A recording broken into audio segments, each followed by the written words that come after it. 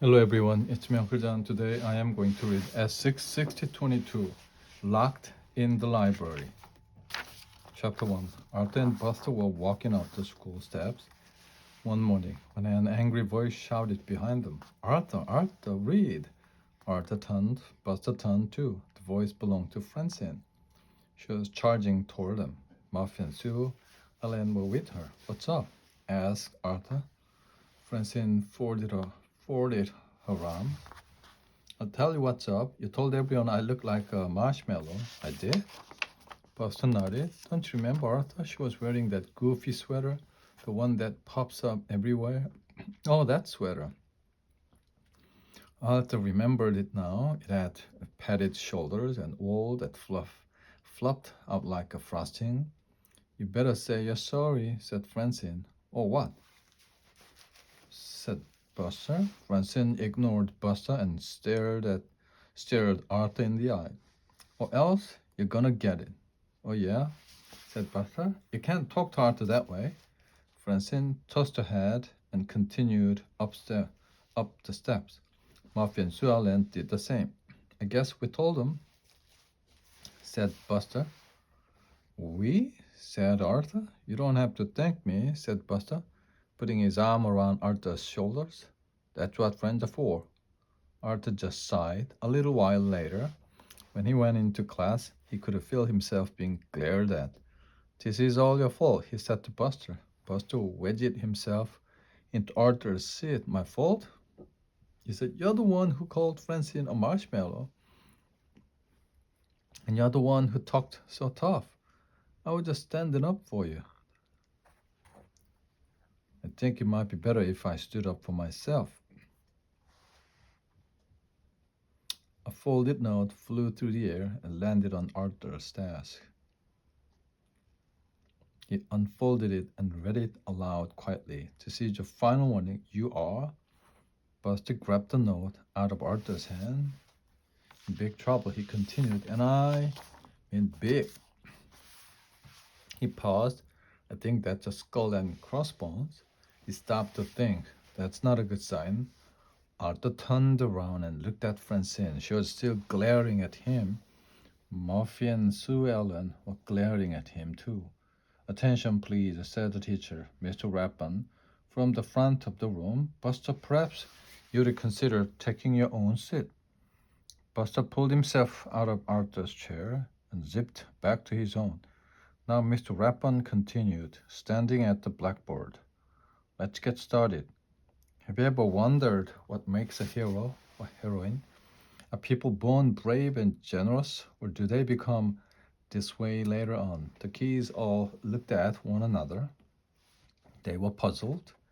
Were they supposed to answer the question, or was Mr. Rappan just talking to himself?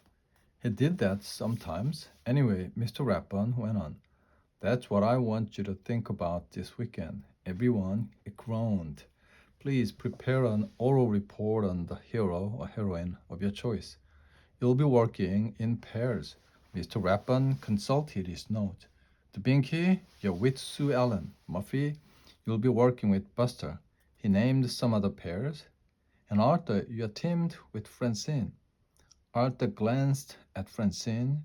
She looked like she was going to die. He sighed. It was going to be a very long weekend. Chapter 2, Heroes and Heroines. That's what Arthur and Buster talked about on their way home from school. Who is your favorite? Buster asked. I mean, there are a lot of heroes to choose from. I know we are studying the ones from real life, but what about Robin Hood or the Hercules or the Bionic Bunny? Said Arthur. Buster nodded. Exactly, he said. Arthur wasn't sure he had a favorite. He had always liked reading stories about heroes, but he had never thought much about what made them the way they were or which ones he liked best. You know what I really like about heroes, said Buster. What? Well, that they are so heroic, so brave. I wish I could do half the things they do. Me too, said Arthur. He paused. Do you think heroes ever call their friends marshmallows? Buster wasn't sure. I know one thing. If they do, They don't worry about it later. Arthur nodded. It would certainly help things if he could be a little more heroic himself. When Arthur got home, he found D.W. talking on the kitchen phone. He said, "What?" D.W. gasped. She listened for a moment. "I can't believe it," she went on. "Well, I suppose I can. Nothing Arthur does really surprises me." She glared at her brother.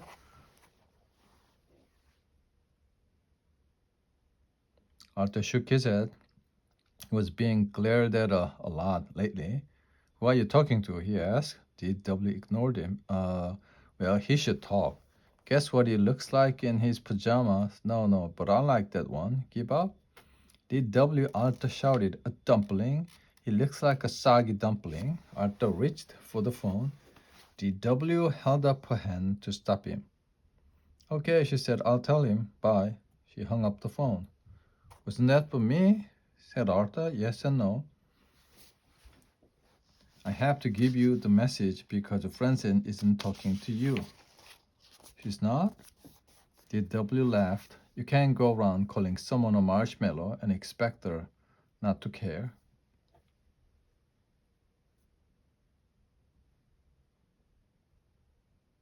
"I didn't know it was such a big deal," said Arthur. "I mean, I like marshmallows." D.W. was not impressed. "To eat, maybe, but not to look like." Arthur rolled his eyes. "So what was the message?" "Francine says to meet her at the library tomorrow at 3. But you can't speak to her because she's not speaking to you." Arthur sighed. D.W. stuck a nose in the air. "And I don't blame her. But how are we supposed to get any work done if we are not speaking?" D.W. wagged a finger at him. "You should have thought of that before you started calling people names." And with that, D.W. went upstairs, leaving Arthur thinking that if he were a hero, he wouldn't be in this mess. Chapter 3. The next afternoon, Arthur ran up the steps of the Elwood City Library just as the clock struck 3. Phew, he thought. Phew, he thought. He had been playing in the backyard with Pell and had lost track of the time, so he had needed to hurry. Francine had to wait for him. That would just give her something else to complain about. Inside the library, Arthur saw the librarian, Miss Turner, standing by the reference desk. Francine was with her. "Hello, Miss Turner," he said. The librarian looked up from the book she was consulting. She smiled. "Good afternoon, Arthur. Francine was just telling me about your report." Arthur had hoped that Francine might have used up her glare by now, but as she turned toward him, he could see that it was still going strong.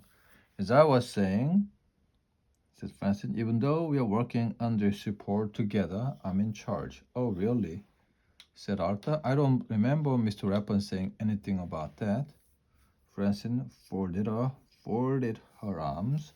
"Well, you just weren't listening closely enough. Probably too busy thinking of new insults." "I was not." Francine turned away. "Of course, we are not going to discuss it further because we are not speaking to each other." "Francine, that's the most heroes can be so inspirational," Miss Turner put in. "Don't you agree, Arthur?" "Francine was just telling me some of her ideas." "What sort of hero are you looking for?" "Well," said Arthur, trying to get himself under control. "Let's see, someone heroic, of course." "Ooh," said Francine. "Good thought, Arthur." Arthur turned a little red. "I'm just thinking out loud. He might be. What about a she?" "Okay," said Arthur. "A woman is fine as long as she did something famous." Miss Turner tapped the pencil on the counter. "How about Joan of Arc?" she said. "She was certainly famous and one of the youngest leaders in history. She was an inspiration, leading the French army in battle against the English invaders. Our story has battles, horses, exciting stuff. I'll, I believe we have books about her in the European history section, as well as in the biographies." "I'll take biographies," Arthur and Francine said together. They stared at each other. "I called it first," said Francine. "You did not?" "Did too." Goodness, children, said Miss Turner. It's nice to see such enthusiasm. She looked at the frowning faces, but maybe I should decide. Francine, you were here first, so why don't you look in the biographies? Yes, said Francine. She stuck out her tongue at Arthur. As for you, Arthur, you could try the stacks. Medieval French history is in the 940s. That's down the stairs and around the corner. Arthur nodded. Francine headed down the aisle.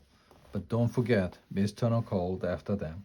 The library will close promptly at, we know, said Francine, 5 o'clock.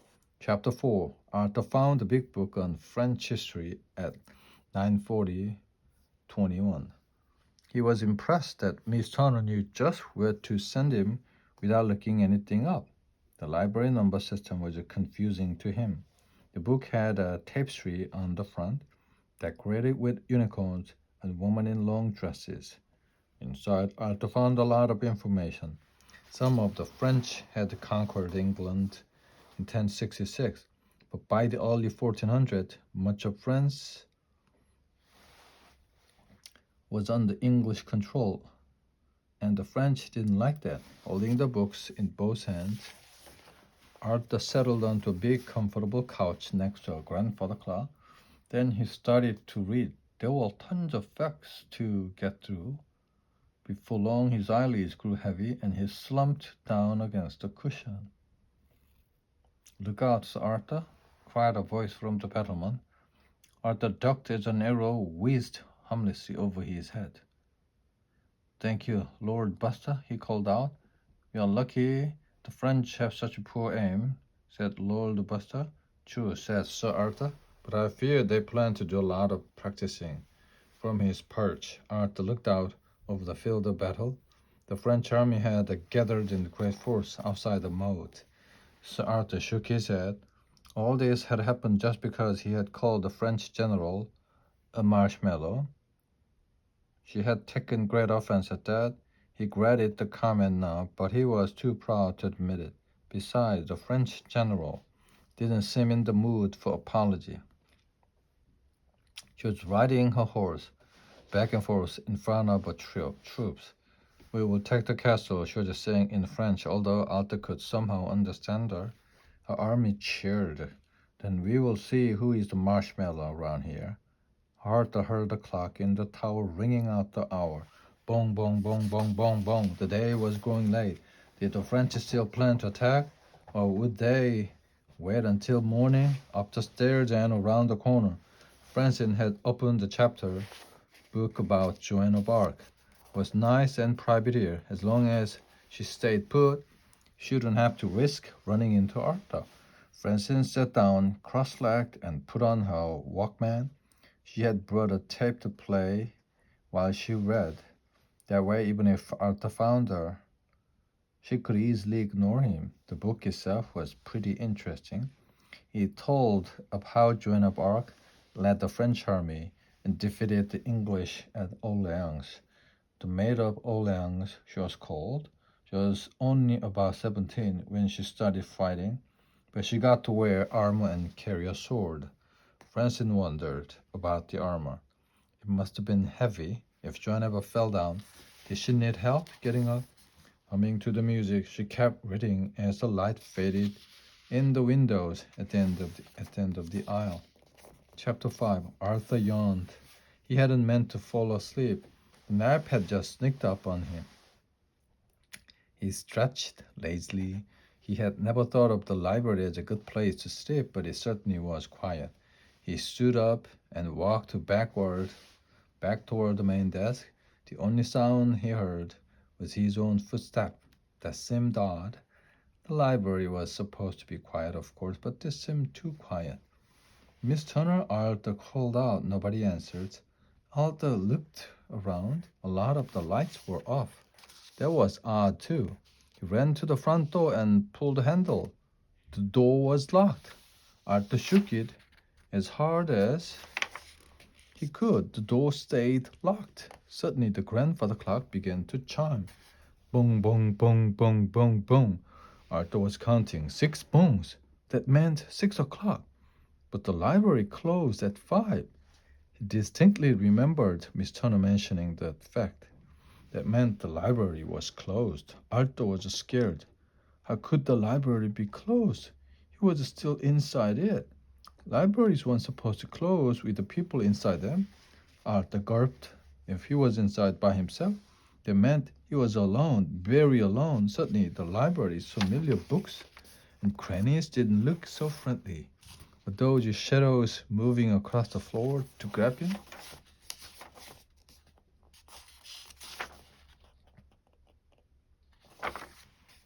No, no, they were just the shadows of branches blown by the wind. What about the books, though? If he turned his back on them, would they fly off the shelves and hit him in the back? Arthur squeezed his eyes shut. Stay calm, he told himself. It's on your library. He opened one eye to take another look. Everything seemed normal. He opened the other. The shadows were minding their own business. The books hadn't moved from the stack. Crash! Arthur jumped.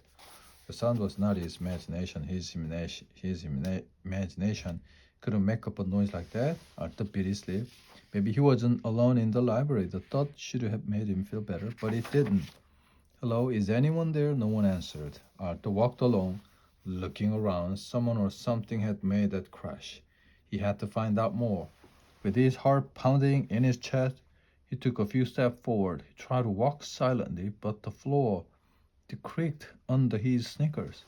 When he reached the stairs, Arthur looked up and down the stairwell.